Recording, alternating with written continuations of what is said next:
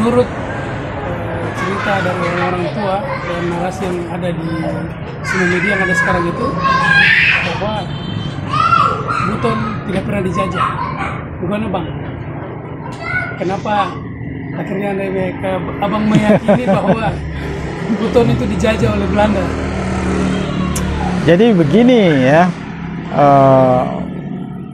sebenarnya keyakinan itu tidak datang tanpa sebab ya. Kita yang terbiasa bekerja dalam batas ranah-ranah yang ilmiah itu memang memerlukan satu bukti bagaimana posisi Buton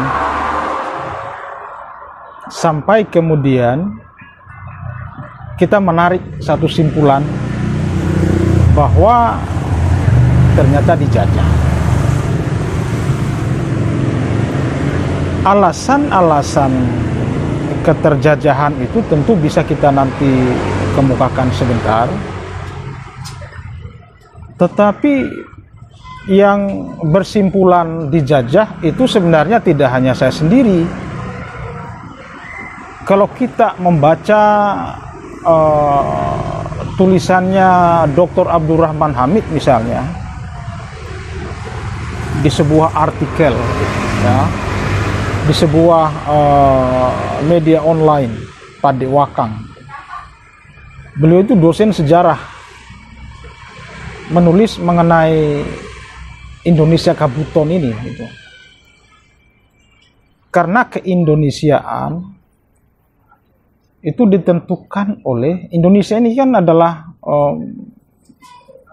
daerah-daerah yang dulu merupakan ex jajahan Hindia Belanda, dan ketika Buton masuk menjadi bagian di dalamnya, maka berarti Buton adalah juga bagian dari wilayah jajahan Hindia Belanda.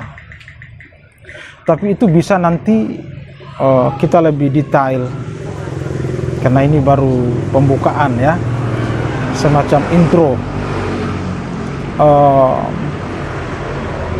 Kalau kita juga membaca mengenai yang ditulis oleh Ligfoot misalnya, atau yang sangat jelas oleh Pim Skool ya, orang Belanda itu, dalam bukunya Kebudayaan Buton, posisi Buton itu sebenarnya dijelaskan sangat detail.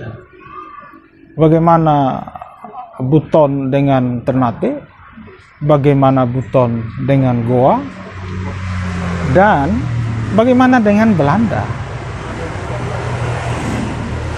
Tetapi jauh lebih detail dari semua itu, sebenarnya tidak sulit untuk kita menarik simpulan apakah dijajah atau tidak dengan hanya melihat pasal-pasal perjanjian antara Buton dengan Belanda, mulai dari janji Baana yang diteken oleh Laelangi dan Skote pada 5 Januari 1613 sampai perjanjian paling akhir antara Brookman dan Asikin, yang kita di Buton mengenalnya sebagai Korte Verklaring ya, itu perjanjian pendek antara Buton Belanda yang waktu itu ditandatangani oleh Presiden Brookman dan Sultan Buton Antara Mayadani atau Sultan Asikin. Saya kira itu ya, dinamika hubungan Buton Belanda memang mengalir sangat cair ya. Bagaimana kedua bangsa ini di periode awal hubungannya itu memang setara, antara Belanda dengan Buton. Jadi perjanjian paling mula antara Belanda dengan Buton masih sebagai dua bangsa yang berposisi sama, setara. Bahkan Buton itu di awalnya menjadi tuan bagi Belanda.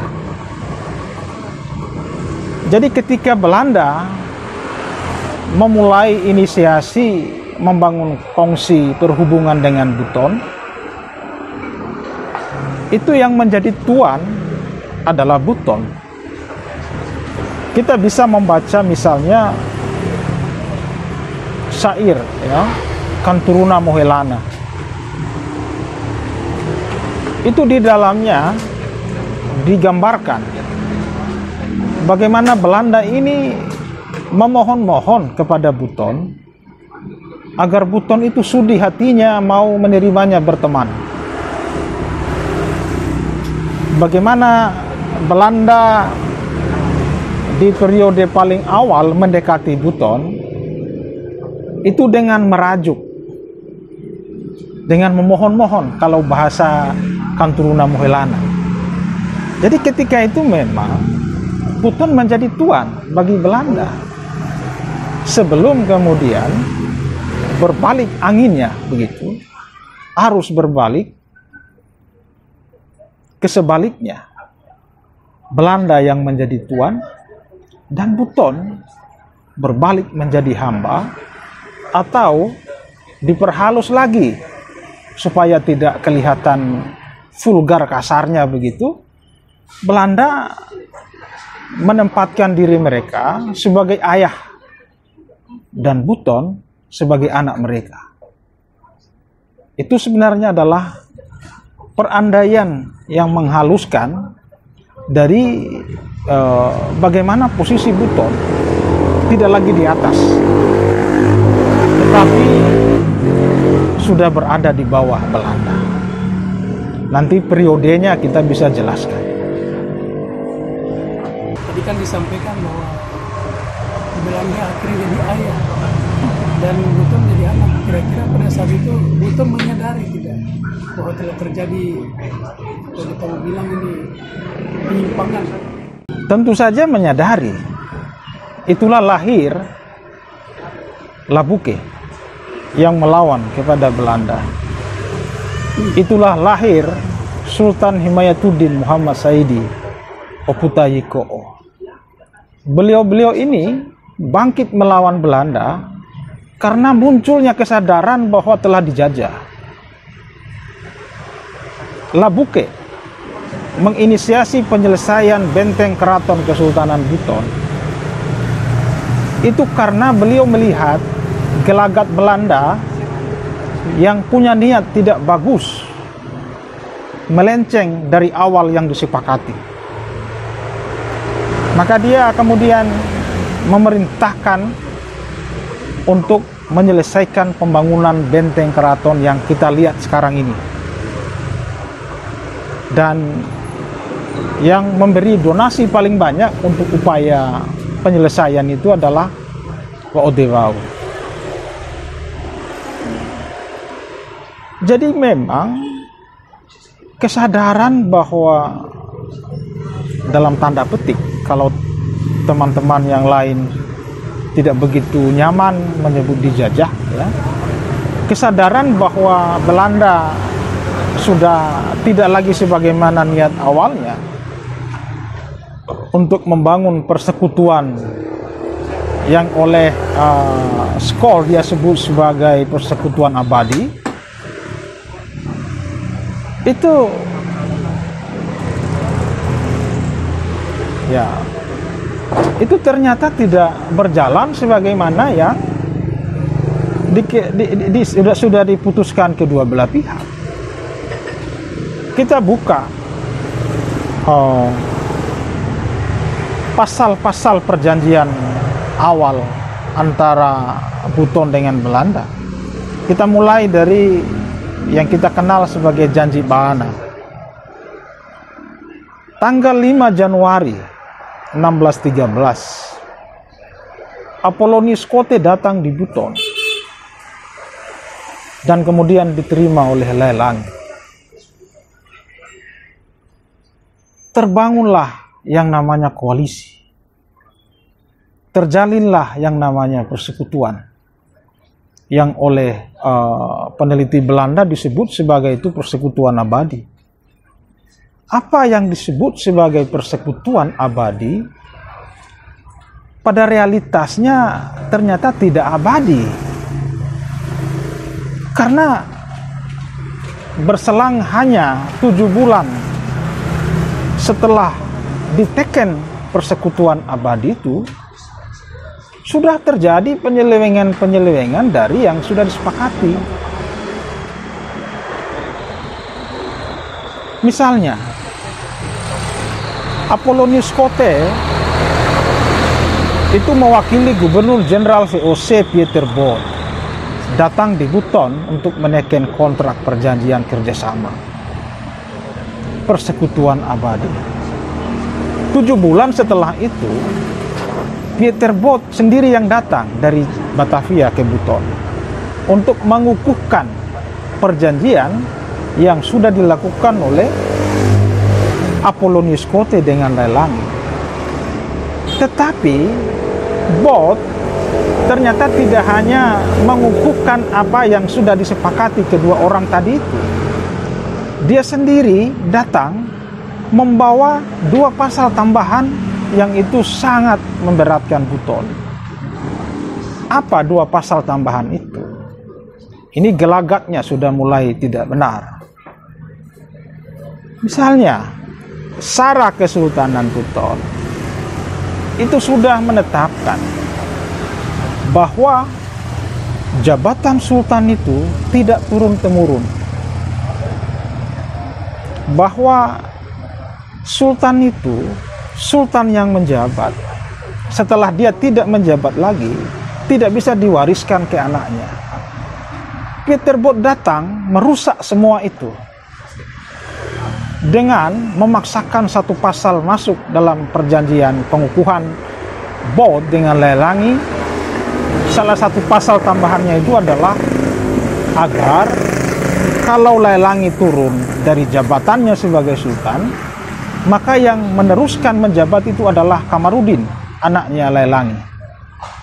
Inilah yang memicu panasnya internal istana kelompok elit. Politik adu domba Belanda sudah mulai berjalan di situ. Sejak itu mulai tidak akur ini elit ini. Mulai seperti kita sekarang saling baku intip. Karena ini mengganggu stabilitas di internal bangsawan Buton.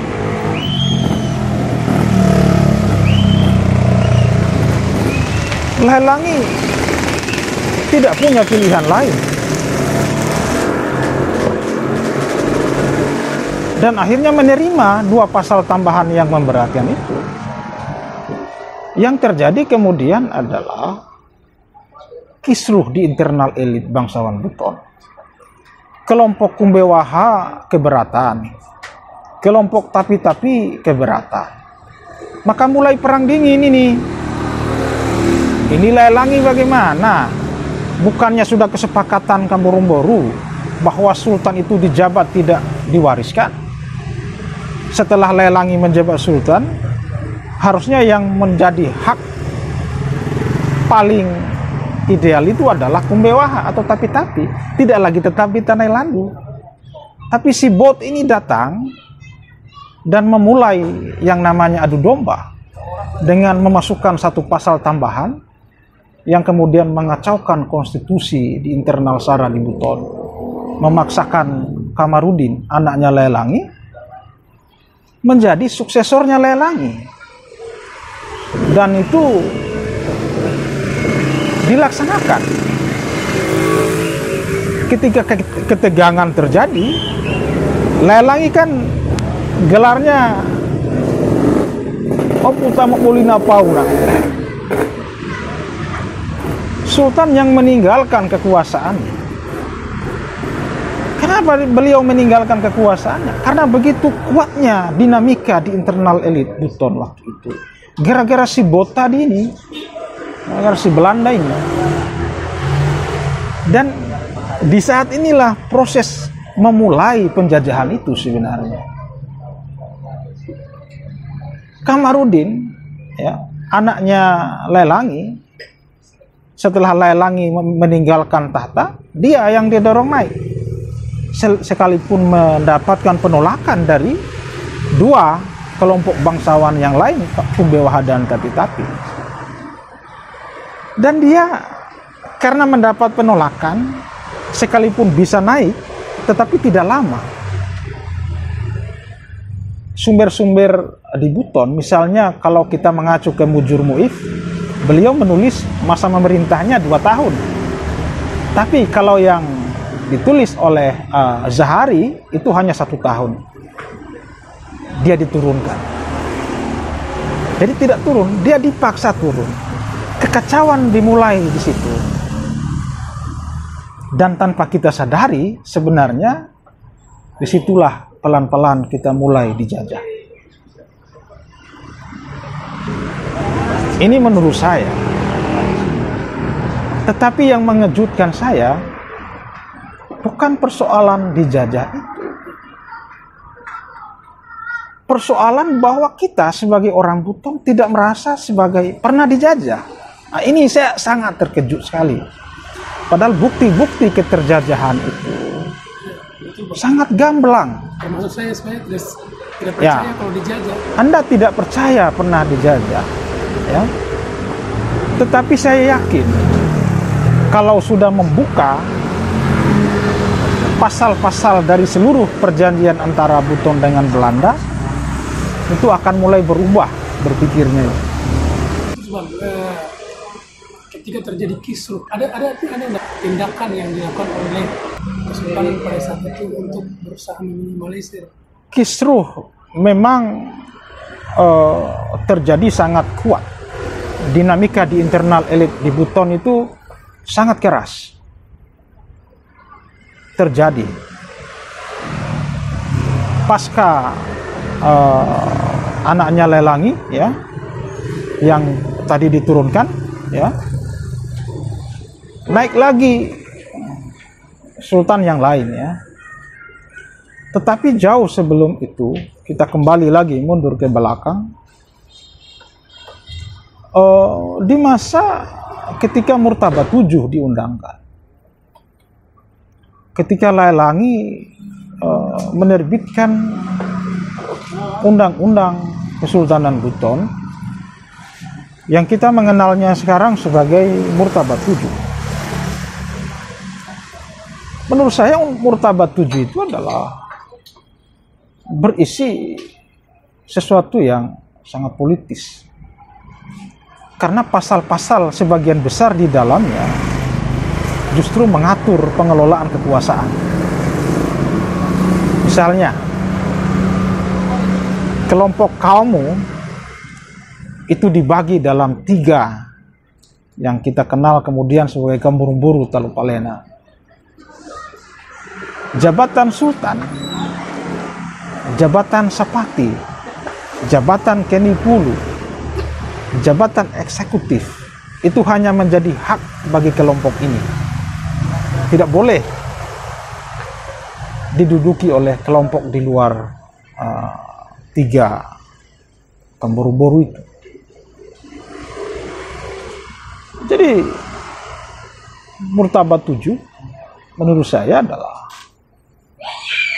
undang-undang negara, ya, yang hampir semua pasal di dalamnya mengatur soal kekuasaan. Kalau kita membaca sumber-sumber di Buton, undang-undang itu dibuat oleh Lelangi dalam bimbingan seorang ulama namanya Firuz Muhammad. Tetapi saya justru melihat bahwa ada tangan lain yang tersembunyi juga ikut main-main di situ. Tangan Belanda. Belanda kepentingannya adalah bagaimana menyekat Buton sehingga mereka mudah masuk untuk menguasai. Sebelum kita membangun kongsi dengan Belanda, Buton tidak pernah dijajah oleh bangsa manapun. Kalau dalam pengaruh ingin dikuasai, ada Ternate, Goa, itu betul. Kedua negeri ini memang bernafsu ingin menguasai Buton. Ternate berkepentingan dengan Buton dalam upaya mereka sebagai kerajaan terbesar di timur Nusantara.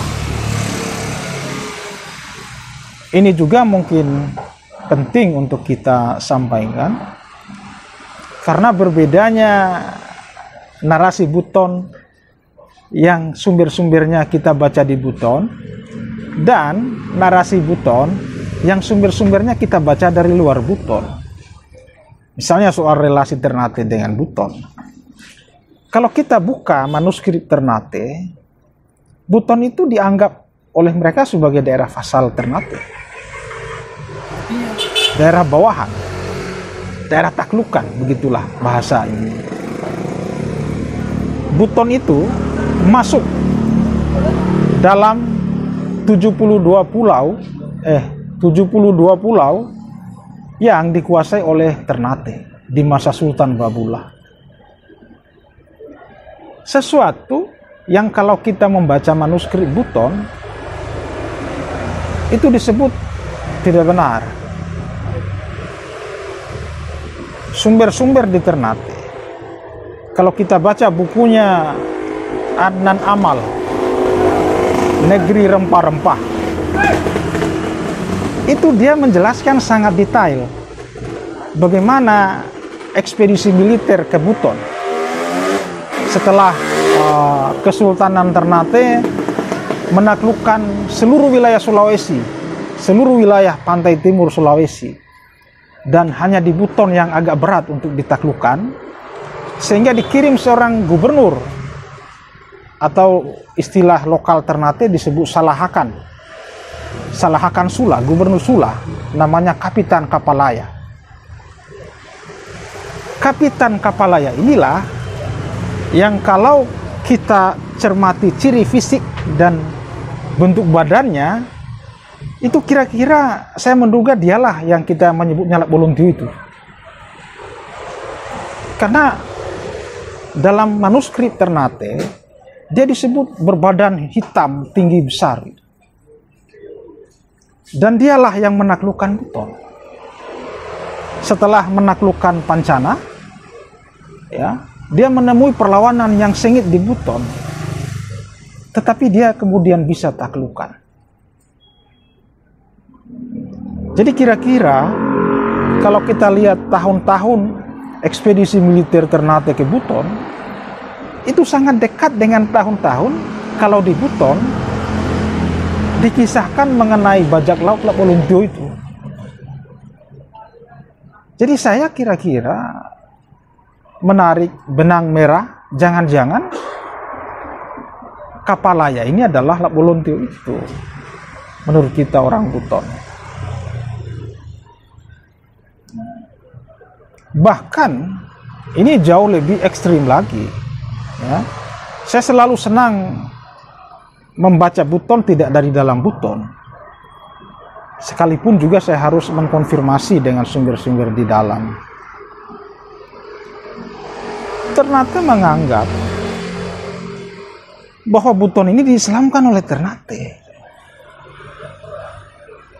Ya, kita sebagai orang Buton terkejut kan? Artinya ini menjadi narasi yang berlawanan dengan apa yang selama ini sudah mapan kita ketahui, bahwa Buton ini diislamkan oleh seorang ulama Arab yang bernama Syekh Abdul Wahid. Tetapi begini, saya menganggap Ternate tidak keliru semuanya, sekalipun juga tidak benar semuanya. Begini, Syekh Abdul Wahid terkonfirmasi di Buton datang tidak satu kali. datang 2 kali. Datang pertama kalinya dia tidak diterima, sehingga kemudian hanya tinggal di Burangasi dan mendirikan masjid di Bawawangi. Gitu. Tetapi tidak diberi akses untuk ke istana. Dia masih ditolak. Manuskrip Buton menjelaskan ketika ditolak itu dia berlayar menuju Adonara. Dari Adonara dia ke Ternate dan menjadi mufti di Kesultanan Ternate. Mufti itu adalah penasihat agama, penasihat sultan di Kesultanan Ternate. Artinya Syekh Wahid ini adalah sebenarnya juga orang Ternate. Ketika dia menjadi mufti di sana, maka dia menjadi bagian dari Ternate. Maka ketika klaim Ternate seperti ditulis oleh Adnan Amal itu menjadi punya kekuatan di situ. Syekh Abdul Wahid pernah tinggal lama di Ternate. Dan kemudian tidak lama setelah itu terjadi apa yang di Buton dalam memori kolektif kita sebagai orang Buton dikenal sebagai pembajakan Lak Bolontio.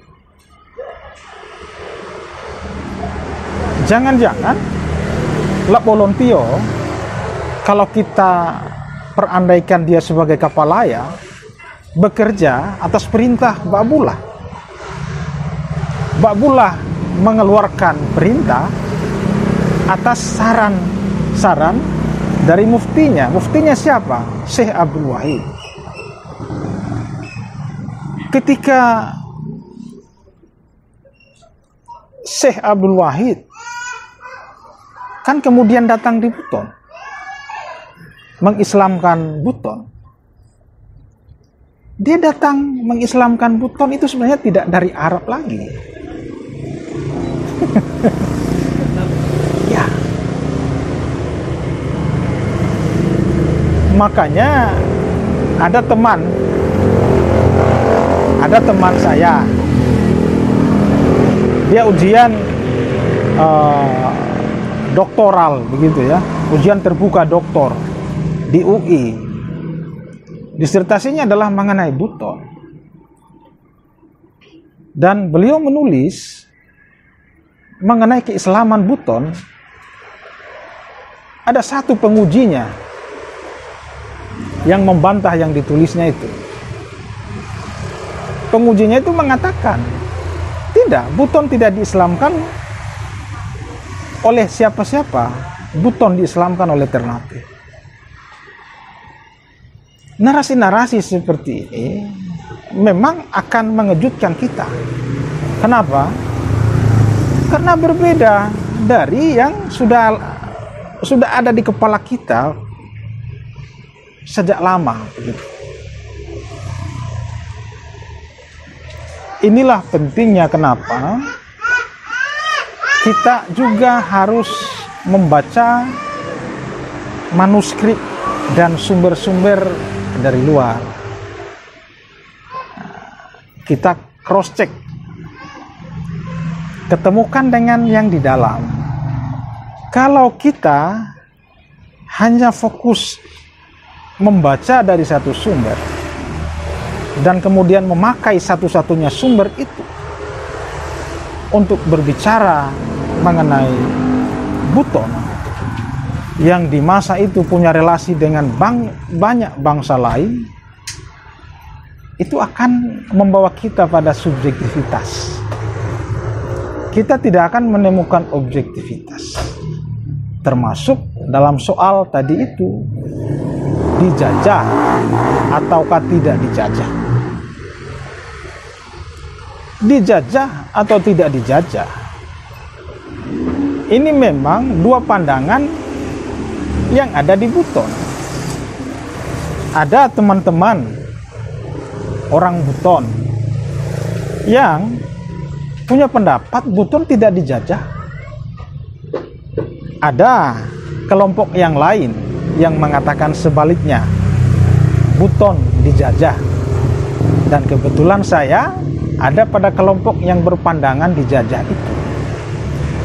Tentu saja kita bisa menjelaskan bukti-bukti keterjajahan itu. Sebagaimana juga teman-teman yang tidak setuju dengan itu, silakan, itu akan menjadi bagian konten dari mungkin ada sesi yang lain yang bicara dan juga menyertakan bukti apa sih sehingga begitu yakin bahwa sebagai sebuah kerajaan Buton tidak dijajah.